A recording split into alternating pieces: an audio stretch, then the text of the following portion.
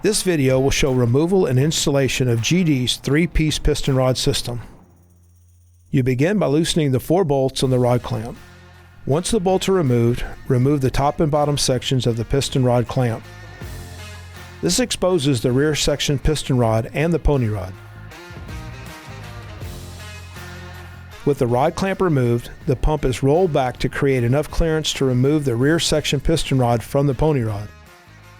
Using at least 24-inch pipe wrenches, break the connection and the nut loosens easily. As the rear section piston rod is removed, it will expose the connecting stud that connects the rear section piston rod to the front section piston rod. To remove the spray shroud, the bolt and the barrel clamp are loosened.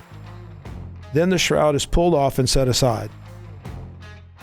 The shroud contains 3 spray jets that deliver a constant flow of water to keep the piston and the liner cool. Make sure to check the holes for debris or clogs. Clean out the holes before reinstalling the shroud. Now, pull the piston out of the liner.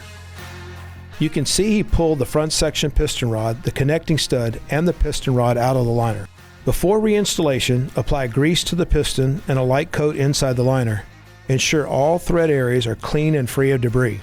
This procedure is best done in 2 steps. First, install the front section piston rod, followed by the rear section piston rod. Installing the entire assembly at once can be more difficult due to space constraints.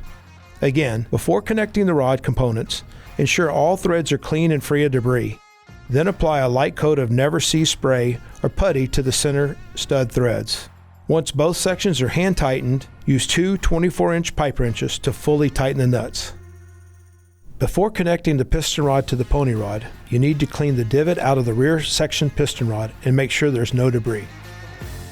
Pull the rear section piston rod into position against the pony rod and install the rod clamp.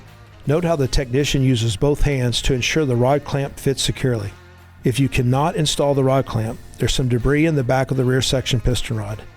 It needs to be taken apart, cleaned out, and put back together. Once aligned, install and tighten the nuts.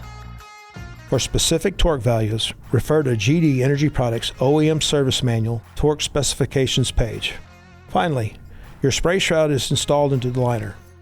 Once you have the spray shroud onto the liner, tighten up the T-bolt clamp, and before it's fully tightened, center the hose at the 12 o'clock position and then secure the clamp. Now that you covered the basics for the piston rod removal and installation in your HD module, if you need any additional support, feel free to reach out to us. We have field service technicians available in all major shale plays. If you need additional help and support, we offer Pump University, where we will come to your location and teach your employees how to be experts in pump maintenance.